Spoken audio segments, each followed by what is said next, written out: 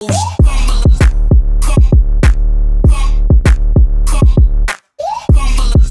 today we're going to be doing a pull day, meaning we're going to be using all the muscles we pull with. So we're going to be using our backs, our hamstrings. We're going to be utilizing a little bit of our glutes, but mainly our hamstrings today. And it's going to be pretty back dominant. I really like our back day. We're going to start with some RDLs. You already warmed up on the elliptical, which is great. Yep. I'm going to have you start with some RDLs. I'm going to be doing a B stance, but depending on where we see you with this exercise, we might do a regular RDL, or we might do a B stance, a single leg. We can make a lot of different adjustments and different variations depending on your level of comfortability with the exercise. So we'll warm up with this one. This one's a really good hip hinge movement. So what we're only doing is hinging at the hip. All we're going to be doing is pushing our hips back. And I'll have you stand here against the wall, or by the wall, about half a foot away from the wall. You're going to lean back when you're going down with the weight, and you're going to touch the wall with your butt. Got it. And then you'll come back up. So you'll come back, touch your butt to the wall, and then you'll press back up. I'm going to have you start with a straight bar. We'll just do straight bar all the way down, right below the knee. And then you'll pull back up. Got it. We're going to shoot for about 10 to 12. If you can do more with this weight, keep going. So you're going to keep that bar against your legs the whole time. Exactly. Now butt to the wall. Okay, step a little bit closer. Step a little bit further. There you go. Good. And then come back up. So the way that you're doing it, you have a little bit more knee flexion, which means your knees are bending a little bit more, which means you're going to be a little bit more glute dominant. If you want to strain your legs out a little bit more, you'll feel it more in the back of your legs. You're trying to create as much stretch in your hamstrings as possible. Is that it? Good. So now don't focus on touching the wall. Keep your knees right there. Just keep lowering your chest down. There you go. Okay, now you're going to touch the wall, but keep going down with your arms. You feel more stretching in the back of your legs? I do. Yep, and then you're gonna come back up. In the back of my hamstrings. Perfect. Then we're gonna do that 3 more times, and then we'll rest, and then we'll do this same form for the next set, okay? Mark is doing a standard RDL. Remember, if we're bending a little bit more at the knee, we're gonna be utilizing our glutes a little bit more. If we straighten out our legs a little bit more, we're gonna create more tension in our hamstring. I also feel it on my upper back, kind of on my mid back a little bit. Right here? I can feel, and also the kind of the center on my back, and I can feel it really working my back muscles. Yeah, because you're sustaining that weight with your shoulder blades. This is also when your lats have to be active in order for you to pull back that bar. So your back is active when you're pushing here.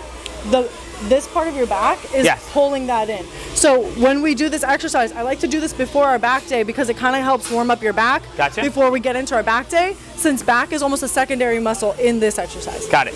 And then when we do our RDLs, it's kind of the opposite, where our hamstrings are going to kind of be more active because we're in that almost like bent over RDL position, but we're going to be working our back. So this kind of primes us for our leg day today. All right.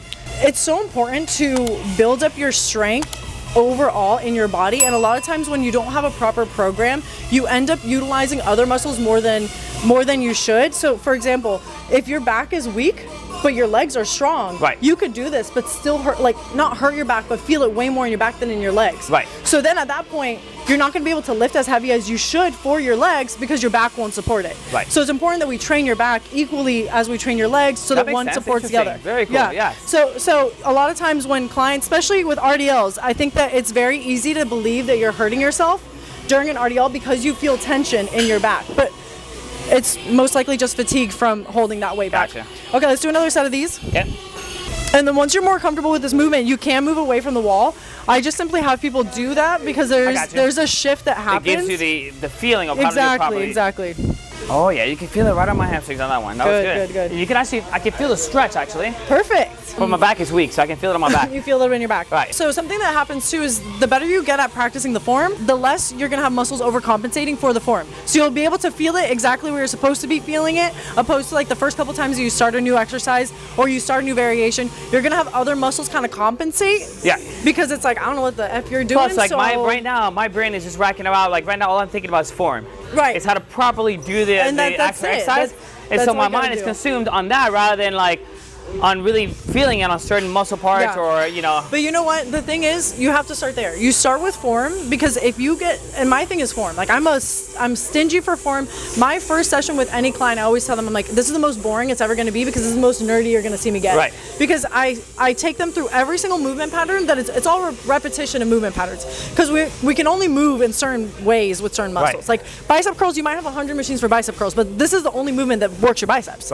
So it's important to really practice that movement pattern. Not only utilizing the right muscles, right, but also hopefully preventing any type of injury. Oh, 100%. If you do it that's properly, the biggest thing. Right. Because if you get injured, you're not working out for a while, and then you're really gonna mess up your progress. That's right. Okay. So you want to make sure if you get the 12th one, what I start to do is I really control it, and this is the part where you can really practice that mind-muscle connection, because you've done like 3 sets. At this point, you got your form. Now you can just take it really, really slow and cause more fatigue and in less reps. So you'll go down really, really slow, get a really good stretch, maybe pause at the bottom, and then come all the way up, and then right back into it. 9. Keep going. 10. Notice that his knees don't shift. 11. Good. 12. How are you feeling RP? 1 to 10. Pretty good. I'm feeling pretty good. Not too bad. On a scale of 1 to 10, how are you feeling? I feel about a 7. Okay, let's keep going. Nice and slow. Slow it down now. Yep, one more. Perfect. Let's do it. Gorgeous. But to be honest with you, my forearms started to get a little bit tired from holding the weight. But I did feel pretty good. I did, you know, good. It felt really good on my back. Well, and on top of that, since this is the first workout together, the adjustments to the weight, the first time you ever do a certain exercise, you're going to kind of have to figure out the weight, right? And within the rep range. Right. So like for say next time, if I wanted you to do 10 to 12, this would probably be your warm-up weight. Yeah. You'd probably start with this. You'd probably start a little bit higher than this. Actually, no, you'd probably start with this as a warm-up weight. Then your 3 working sets would probably be 10 pounds above this. Right. So from there we can gauge, right? So, and that's why it's so important to track your workouts, because then you get more information and then you can make better decisions for your body, which is so much easier than just guesstimating and waiting for the gods to decide what your body's gonna look like. We're gonna move on to bent over rows. Okay, all right. My favorite. In 2008, when I was getting ready, because I used to be a platform diver. And platform diver, you have to be quicker, you have to be faster. That's crazy. You have to be able to be more explosive. Right, because you don't have spring. You don't have a springboard. Right. All you have is a platform, so you have to like explode and be fast. And springboard, you have to be stronger. You have to be a little more patient and holding the spring, waiting for that springboard and ready to get you up. And you got to be stronger in the legs. So I transferred from platform to springboard. So my weight program, it changed completely. That's crazy. It went from agility to explosive to whatever to I'm doing what is this? A squats or doing leg press, 820 pounds. But it messed me up though, because one morning I'm warming up. And I'm literally gradually working my way up to 820, and I'm at like 740, and my legs, it was like, oh my God, it was like 7:30 in the morning. My knees are like, my leg gave out, and exactly it. And so I tore my knee before Olympic trials, and it was not fun. Oh my God. Yeah. We're gonna be doing a landmine row. I have chosen to use this machine rather than an actual like landmine, just because it's so much easier. Okay. But you can use this with just a landmine attachment and just grabbing an attachment for rows. I'm gonna have you grab on the outside. We'll start maybe 1 or 2 reps with no weight, just to see how you feel with the form, and then we'll add some weight. I'm going to have you go here towards your belly button, okay? And then you're gonna release down. I want you to be about 45-degree angle, no higher, okay? Because we really, really want to utilize that back. My shoulder blades roll and tug down. I think about definition. I like it, yeah. I think about everything tucking into this part right here, like in the middle of my back. So when I pull, everything pulls to right here. So do you want to create like an arc as you bring it up? Do you want to create an arc, or that arc is already? There's going to be a natural arch in your back. Like there will be already a natural arch in your back. I don't want an extra arch, because then what you're doing is also just creating so much tension in your lats, most likely, that it's not going to be really useful. You want to be in a pretty neutral spine position so that you can pull with your back and then relax over. Your core is going to be activated the whole time. 4, good. Slow it down. 5. There you go. 6. I don't care how fast you go up. I care more about how fast you go down. There you go. How'd that feel? It felt really good. Those look bomb. That felt really good. That was 12? Yes, you could definitely feel it. Fantastic. We're going to be pushing a little bit more towards the strength side rather than the hypertrophy side. We can lift a little bit for a little bit less reps. And we're going to push it a little bit harder. So that means you're going to take a little bit more rest. I feel like when I do that, when I squat down, I feel like all my weight is on my heels. Yeah. So when I push my hips back, okay, I feel like all my weight shifts back on my heels. Yeah. And that's how I'm able to kind of keep my balance. Yes, and that's how it should be. Especially, so the thing is with this, if you were to do a regular barbell bent over row, you're not going to have that same sensation, because the bar is going to hang straight down, which means that you're going to end up putting more pressure on your lower back. I chose this exercise in case there was somebody who was doing this and was a beginner. This is easier on your low back. Gotcha. This is a lot easier on your low back, because at the top, it's actually easier. Gotcha. Because of that landmine hinge movement. And then at the bottom, you don't have the same downward pull. You have a little back. Exactly. 8, 9, 10. Let's pull for 12. Let's do it. Last two. Come on. You got one more, Mark. This looks clean. Make it your there you go. Those look good. Okay, we got one more set. I love it. I feel it on my legs, on my hamstrings. Yeah, I was gonna say you're gonna feel it everywhere. I feel it, yeah. Those are good though. Yeah, good. Do you want to go up a little bit? Yeah, for your last set? Let's do it. Let's add 10. These look really clean though. I like it. I'm enjoying it. Good. I'm learning new stuff. I'm all about. I love to learn from from you guys, because you guys is like training is entirely different than what I'm used to. Of course. So like, I'm thinking about getting into athletic training now. Yeah? Yeah, just training athletes here. Well, you know what? And even if you don't train, I think it's so important for you to know the basics behind what your trainers are doing. Of course. You know what I mean? Just to like know. Because I think also like as the owner, it's important for you to make sure that your trainers are providing accurate information. That's right. Because they're a reflection of you, right? So it's like, even though they are not technically working under you, representing us in the manner that we want them to. Yes. And in the most scientific way, you know? Right. Are you ready for your last set? Yep, let's do it. Okay, let's do it. How are you feeling? Feeling good. How are you feeling recovered wise? Like, I feel pretty good. I don't feel not crazy in between sets? Okay. I don't feel too sore yet. I want you to be, for our heavier sets, you want to take a longer break. Okay.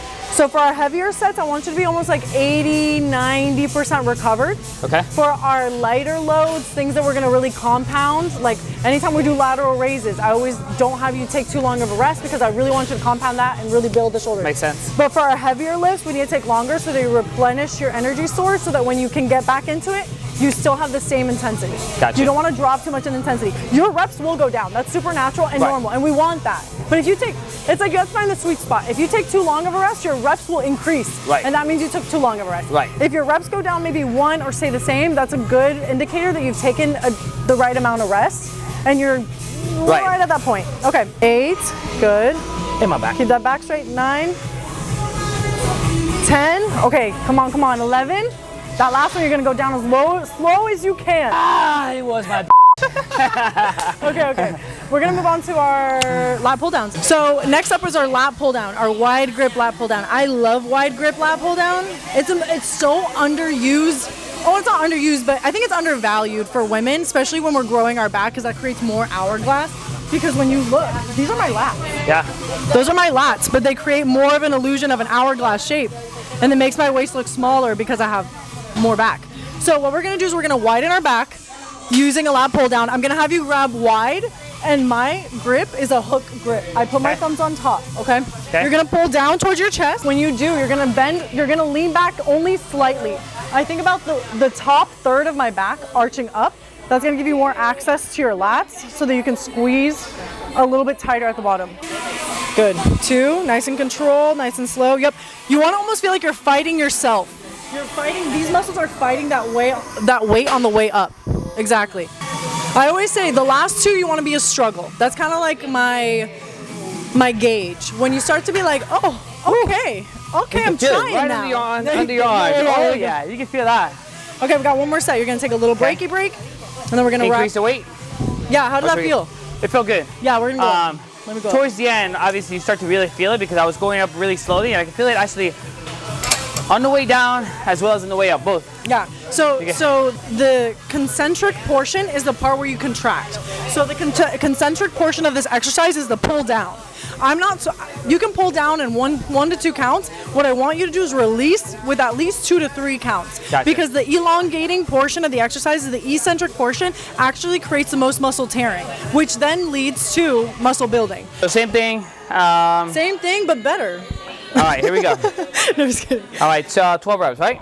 Yeah, we're gonna do 10 to 12. Okay. Actually, this was 12 to 14, my bad. 12 to 14? 12 to 14, but they're gonna feel nice. Oh, sorry. They're gonna feel nice and good. Okay. Easy peasy. You're gonna control it on the way up. 2 more. 11. Oh, now we're getting there. We're heating up. 12. You're gonna pull for 1 more. Let's do it, Mark. Oh, you're gonna end on an even number? Last one. There you go. That was great. Okay, you rest. Take a seat. Take a minute. I'm gonna set us up for single. Mark gets to do one of my favorite exercises. I love it. I love sharing exercises with people. We're gonna do a single arm high row. Okay. I'll show you. It's one of my favorite exercises. Now, what we just did is we've been using our lats, right? In our single leg RDL, we warmed up our lats, holding that bar against us, right? We warmed up our lower back. We warmed up our backs. That's right. We did our rows already. We did this and we accessed our lats. More importantly, we access that top portion of our lats. Now with the single arm row, I'm gonna have you access your lower lat. So we're gonna create more down here, okay? Okay, so now we're gonna be doing a single arm, I don't even know what I called it. It's like, it has a long name. It's a kneeling, no. It's a cable kneeling single arm high row. It has a long name, but you know exactly what the freak you're doing from the name. Okay, so first of all, cable, kneeling, high row, okay? This is where we're at. So when you're doing these rows, you're going to really focus on the elongated portion of the exercise. So you're gonna focus on the elongation and the eccentric portion. So we're gonna create as much stretching through here. And you're going to pull in towards that hip. Gotcha. Okay, and you're gonna release all the way up. When I do that, when I come in here, especially if I hold it, I can feel tension through here. Yep. Okay, so that's really where I'm trying to hit, is that lower lat. So I lean into it only slightly. All right, so here we go. Okay. I got you the way we're doing 12 to 14. Oh wait, hold on a second. Yeah, there you go. I find it a little bit more comfortable, yeah. Okay. And then you're gonna pull in. Yeah, you're gonna keep the elbow nice and close. I think about coming in towards my hip bone with my elbow. There you go. Good. Good. Think about bringing that hand towards your hip. You're fine. You can come in it. That's fine. How are you? It's good to see you. Everyone's a get. Yeah, everyone's a get. If he survives. Yeah, if I survive. There you go. Good. Pull in. I'm less concerned with your elbow swinging back than I am your elbow coming in. Okay. Okay, so even if you twist in, yeah, there you go. Even if you twist in a little bit. This workout feels really good. And by the way, I also feel it on my lats as well. So I feel it here and as well as I feel it here. And it's very challenging because I try to bring my arm all the way back. Can you see my head growing? I can't get all the way back here. So as you can see, my arms are shaking as I come down. We'll get our biceps going. I'm gonna have you do preacher curls, so we're doing it right here. We'll do an easy curl bar, and that way we can knock out 2 arms at once. So I'm gonna have Mark do a bicep curl to finish. We're gonna do a preacher curl with the easy curl bar. Again, we're doing the preacher curl because it's just an efficient movement. It's an efficient movement pattern. You're not gonna be using your body weight to curl that weight. I don't have to worry about that. And we're here for aesthetics and we're here for hypertrophy. So let's just get down to the point. Yep. We need to create as much stretching in this muscle so that we can contract optimally, and that's what's gonna lead us to growing your biceps. So let's just do that. So yeah, so I like to lean back. Yep. Going all the way down like you said. Yep. And then curling back up. Okay? If you're starting at the top, you're ending at the top. If you're starting at the bottom, you're ending at the bottom. Gotcha. Does that make sense? Yep. I want you to get full reps. All right. Okay, these are gonna be as many as you can. Okay. We don't need to or want to do AMRAP too often. It is not necessary, but when you're in a time crunch, it is okay to utilize a 2 failure exercise in order to get as much time under tension in that muscle as you need to for hypertrophy. And because today we're kind of going on a quicker side of things, I want to make sure that you're going to get as much as you can out of this workout.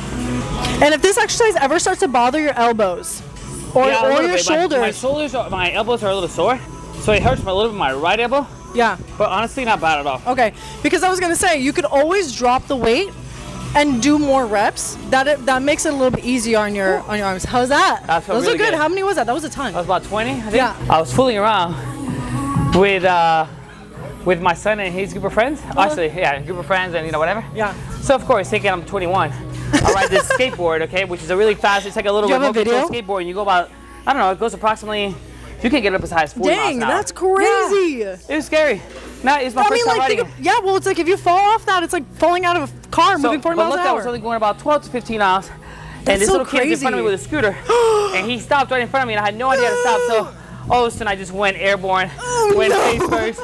Ended up like, jacking myself up. You're not so happy, so you try to keep up with these little kids nowadays. Oh, no, it's terrifying. Yeah. I have my fair share. I have 2 younger brothers. So I didn't grow up like with dolls and like, I grew up with like cars and we had ramps that we would jump on our bikes. And let me tell you, the spills I've taken. Oh, yeah. Mark's gonna go to Puerto Rico tomorrow and not gonna be able to freaking wave. to anybody goodbye. There we go. Hey, you did it. Congratulations, Thank Mark. you for the workout. Thank you so much. Awesome. I really enjoyed it. Thoroughly enjoyed it. That was really good. Great exercises. I had a blast. So if anybody wants to come check out Power Strength Gym, please come on and check us out. Please. We're off of Sand Lake by the Florida Mall. It's a blast. Tell them that Manuela sent you. Please do. Tell them, say, hey. Visit us. We have a great gym. Great people like Manuela. Say, dude, I saw Manuela's YouTube video and I had to come here. And where is she? Say that. Say that at the front. And then you get a discount, Mark said. Oh, that's right. We'll get you a discount. If it's coming from Manuela, we'll get you a discount. Oh, my God. Yes, do that. Okay, sounds like a plan, Stan. Mark, it was a pleasure. We're going to do this again. Pleasure as well, yes. We're going to do this again. To be continued, for sure. To be continued. Okay, we'll talk to you guys later. Bye. Go ahead and follow us on IG. Power Strength is also on TikTok and on Instagram. On Facebook and on Instagram. Facebook, Instagram, and TikTok for Power Strength Gym. You already know my IG and my TikTok, so go ahead and follow that. Thank you for liking and subscribing. You guys mean the world to me, and I appreciate you guys and your support every single day. Bye.